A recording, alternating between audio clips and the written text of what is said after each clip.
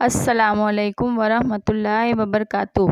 આજે આપણે ધોરણ 9 વિજ્ઞાન પાઠ 8 ગતિના અંદર પ્રસ્તાવના જોઈશું। નવો પાઠ પ્રસ્તાવના। તો વ્યવહારમાં જોવા મળતી ગતિના ઉદાહરણો તમે દરરોજ જાણતા જ હશો। રોજબરોજના જીવનમાં આપણે વસ્તુઓને બે અવસ્થાઓમાં જોઈએ છીએ, એક તો સ્થિર અવસ્થામાં અને ગતિમાન અવસ્થામાં। હવે જો વસ્તુ આપણે જોઈ શકતા હોય એટલે કે દ્રશ્યમાન ગતિની અવસ્થા તમને અહીં જોવા મળે છે। આકાશમાં ઉડતા પક્ષીઓ, આકાશમાં ઉડતા વિમાનો, ઉપરાંત પાણીમાં તરતી માછલીઓ, તેમજ રસ્તા પર ચાલતા અને આપણે કહીએ કે દોડતા માણસો, સ્ત્રીઓ તમને જોવા મળે છે। તેઓ બધા શું છે? ગતિ કરી રહ્યા છે। કેટલાક વધારે ઉદાહરણ જોઈએ, જેમ કે શરીરમાં ધમનીઓમાં વહેતું રુધિર, રુધિર એટલે કે લોહી, શિરાઓ અને ધમનીઓમાં વહેતું લોહી, તેમજ ઘડિયાળના કાંટાઓની ગતિ, ઉપરાંત આપણે રસ્તા પર ગતિ કરતા વાહનો, પંખાના જે પાંખિયા ગતિ કરે છે, આ બધા વસ્તુઓ છે એ કેવી ગતિ છે? દ્રશ્યમાન ગતિની અવસ્થાઓ।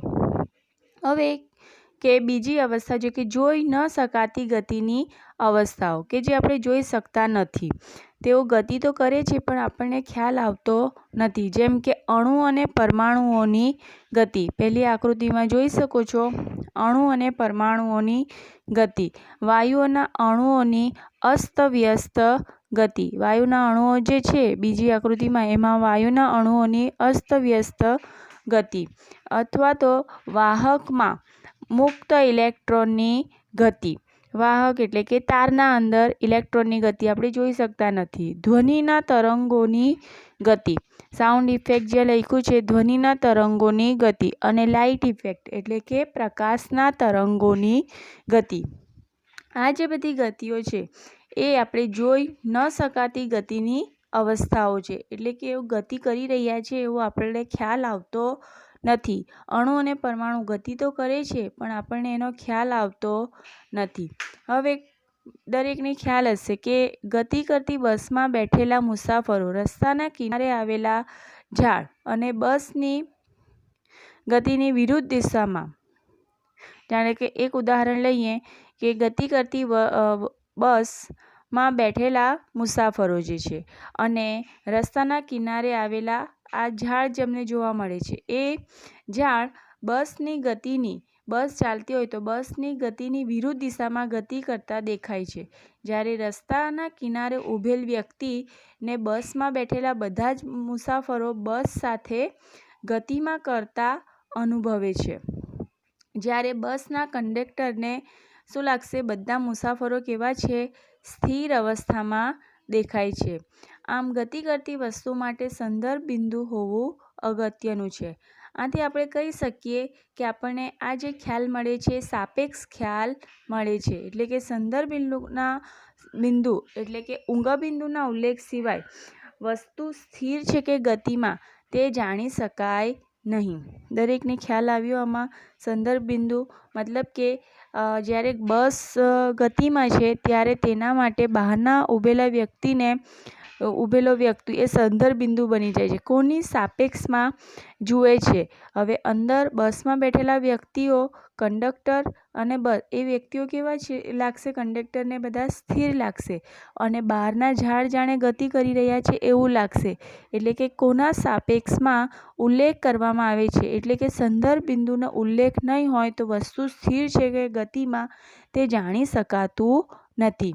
આપણે વ્યવહારમાં કેટલાક પ્રકારની ગતિઓ જોવા મળે છે, એના ઉદાહરણો જોઈએ કે પહેલું છે કે ગતિના પ્રકારોમાં પહેલી ગતિ, જેમ કે સુરેખ ગતિ। સુરેખ ગતિ એટલે કે સીધી રેખામાં થતી ગતિ। સીધી રેખામાં થતી ગતિનું ઉદાહરણ લઈએ તો રેલવેના વળાંક વગરના પાટા, એવા પાટા કે જેમાં વળાંક નથી અને એના પર ચાલતી ટ્રેન, એ સીધી રેખામાં ગતિ એટલે કે કેવી ગતિ કરે છે? સુરેખ ગતિ કરે છે. હવે બીજું ઉદાહરણ લઈએ કે વર્તુળાકાર પથ પરની ગતિ. બીજી ગતિનો પ્રકાર કયો છે? વર્તુળાકાર પથ પરની ગતિ. ઉદાહરણ તરીકે અહીં મેં લીધું છે કે કૃત્રિમ ઉપગ્રહ જે પૃથ્વીની આસપાસ પરિભ્રમણ કરે છે, એટલે કે પરિભ્રમણ ગતિ. કોઈ વસ્તુની આસ પરિભ્રમણ કરતું હોય તો એને પરિભ્રમણ ગતિ કહેવામાં આવે છે.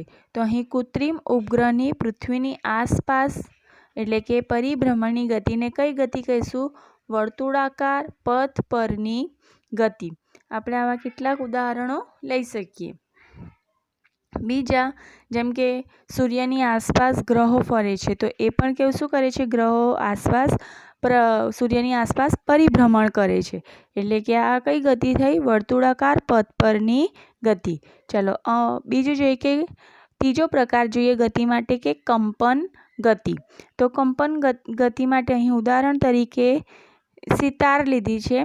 સિતારને જ્યારે વગાડવામાં આવે ત્યારે એના તારની ગતિ, જેને ધ્રુજારી પણ કહે છે, સિતારના અંદર તાર જોડાયેલા હોય છે અને તારને ધ્રુજારી એટલે કે કંપન કરીને અવાજ ઉત્પન્ન થાય છે, એટલે કે તારની ગતિ જે છે એને આપણે કઈ ગતિ કહીશું? કંપન ગતિ. આગળ ચોથો પ્રકાર જોઈએ કે દોલન ગતિ. દોલન ગતિ, તો અહીં તમને એક લોલક ઘડિયાળ જોવા મળે છે. આ લોલક એ કેવી ગતિ કરશે? કે દોલન ગતિ કરે છે. લોલક એક મધ્યમાન સ્થિતિમાં અહીંયા જોવા મળે છે. હવે મધ્યમાન સ્થિતિમાંથી એ આગળ પાછળ થાય છે અને આ આગળ પાછળ ગતિને લોલકની કઈ ગતિ કહીશું? દોલિત ગતિ. જેમ કે તમે હિંચકા પર બેસેલા હો અને હિંચકાની એના સંદર્ભ બિંદુ મતલબ કે જ્યાં એને ટીંગાડેલું હોય એનાથી આગળ પાછળ જે ગતિ કરો છો એને કઈ ગતિ કહીશું? દોલિત ગતિ. તેવી જ રીતે ઉડતા પક્ષીઓ છે, તો ઉડતા પક્ષીઓ એની પાંખને ફફડાવે છે, એટલે એમના પાંખની ગતિને પણ કઈ ગતિ કહીશું? કે દોલિત ગતિ. ઉપરાંત આપણે બીજું એક ઉદાહરણ લઈએ કે દરેકને સીવવાના મશીન ખબર છે. સીવવાના મશીનમાં સોય હોય છે. હવે સોય એ ઉપર નીચે થાય છે અને સ્ટીચીસ મતલબ કે સિવાય છે કાપડના અંદર. તો જે સોયની ગતિ છે, ઉપર નીચેની ગતિ, આગળ પાછળની ગતિ, એ બધી ગતિને કઈ ગતિ કહીશું? દોલિત ગતિ, કે એમાં મધ્યમાન સ્થાનની આજુબાજુ ગતિ થતી હોય છે. જેમ કે દરેકને બીજી દોલિત ગતિના ઉદાહરણ લઈએ કે ચીચવો, જેમ કે સીસોર એટલે કે ચીચવો જે દરિયા કિનારે કે ગમે ત્યાં તમે જુઓ તો ત્યાં ગાર્ડનમાં મૂકેલો હોય છે. તો બે વ્યક્તિ બેસાડવામાં આવે છે અને એક વ્યક્તિ બેસે જ્યારે બીજો વ્યક્તિ ઉપર જાય છે ને એક ઉપર ગયેલો વ્યક્તિ ફરીથી જોર લગાડી નીચે આવે તો બીજો વ્યક્તિ ઉપર જાય. તો આ પ્રકારની જે ગતિ છે ચીચવાની ગતિ, એને પણ શું કહીશું? દોલિત ગતિ. હવે એક મહત્વની ગતિ આગળ જોઈએ કે નિયમિત ગતિ. નિયમિત ગતિનું ઉદાહરણ જોઈએ તો નિયમિત ગતિમાં અહીંયા મેં તમને ઘડિયાળ અને ઘડિયાળના અંદર 3 પ્રકારના કાંટા બતાવ્યા છે. એક છે મોટો જે લાલ કલરનો જોવાય છે એ મિનિટ કાંટો છે, ગ્રીન કલરનો સેકન્ડ કાંટો છે અને બીજા કલાકના કાંટા છે. તો આ દરેક કાંટા એ નિયમિત ગતિ કરે છે, તો આવી ગતિને નિયમિત ગતિ કહીશું. બીજું આગળની ગતિ જોઈએ તો અહીં અનિયમિત ગતિનું ઉદાહરણ છે. અનિયમિત ગતિના અંદર તમને અહીં ટ્રાફિકવાળા રસ્તાઓ બતાવ્યા છે. હવે ટ્રાફિકવાળા રસ્તાઓના ઉપર આ દરેક વાહનો જે ગતિ કરી રહ્યા છે, આ વાહનોની ગતિ કેવી છે? અનિયમિત છે.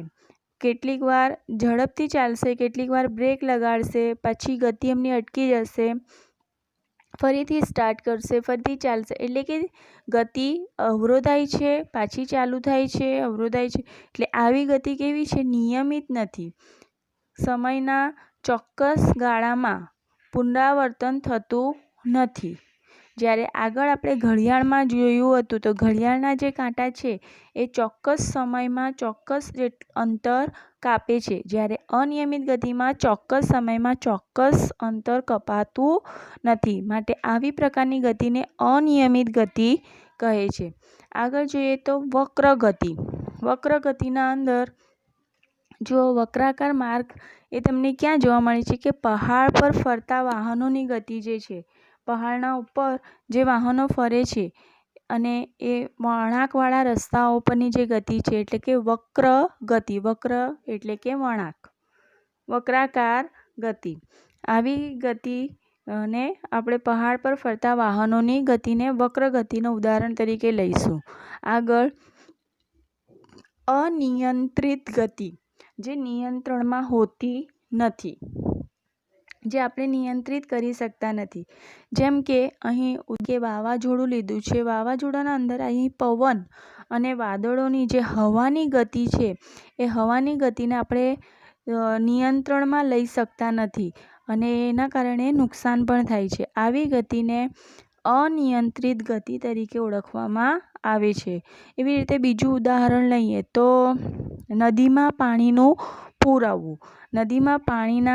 નદીમાં જે પાણી છે, પાણીના ગતિ હોય છે એ પાણીના ગતિ પણ કેવી હોય છે? ઝડપથી હોય છે અને નિયંત્રણમાં હોતી નથી. આથી આવી ગતિને અનિયંત્રિત ગતિ કહીશું. ક્યારેક વસ્તુ અનિયંત્રિત ગતિ વિશે આપણે વધારે ચર્ચા કરીએ તો વસ્તુઓની અનિશ્ચિત અને અનિયંત્રિત ગતિના કારણે આપણે તકલીફમાં મુકાઈ જઈએ છીએ. આવી અનિયંત્રિત ગતિ એટલે નદીમાં આવેલ પૂર, વાવાઝોડું કે સુનામી પણ હોઈ શકે. આવી ગતિને નિયંત્રિત કરવામાં આવે તો તે માનવી સેવામાં ઉપયોગી થઈ પડે છે. જેમ કે પાણી છે, પાણીની ગતિ છે એના કારણે આપણે વિદ્યુત ઉત્પન્ન કરી શકીએ છીએ. તેથી આવી અનિયંત્રિત ગતિનો અભ્યાસ કરવો જરૂરી બની જાય છે. એટલે અનિયંત્રિત ગતિ વિશે ખ્યાલ આવ્યો. હવે આપણે જોઈએ મહત્વનો કે પ્રસ્તાવનામાં તમને દરેકને ખ્યાલ આવી ગયો હશે કે આ ચેપ્ટરમાં આપણે ગતિ વિશે વાત કરવાની છે. હવે આપણે પહેલાં ગતિનું વર્ણન તો વસ્તુનું સ્થાન અને સંદર્ભ બિંદુ એ 2 પોઈન્ટ અહીં ગતિના વર્ણનમાં ખાસ ધ્યાનમાં લેવાના છે કે વસ્તુનું સ્થાન એ સાપેક્ષ છે. એટલે કે સાપેક્ષ મતલબ કે આપણી નજર સમક્ષ વસ્તુનું સ્થાન એ ગમે તે બદલાઈ પણ શકે, એટલે કે સાપેક્ષ છે. આપણે કોઈ વસ્તુનું સ્થાન એક સંદર્ભ બિંદુ નક્કી કરીને રજૂ કરીએ છીએ. કોઈ પણ વસ્તુનું સ્થાન એ સંદર્ભ બિંદુ નક્કી કરીને રજૂ કરી શકીએ છીએ. જેમ કે ઉદાહરણ લઈએ કે કોઈ ચોક્કસ બિંદુની સાપેક્ષે વસ્તુની જગ્યાને તે વસ્તુનું સ્થાન કહે છે. તમને પૂછાય કે વસ્તુનું સ્થાન કોને કહે છે? તો કોઈ ચોક્કસ બિંદુની સાપેક્ષે વસ્તુની જગ્યાને તે વસ્તુનું સ્થાન કહે છે.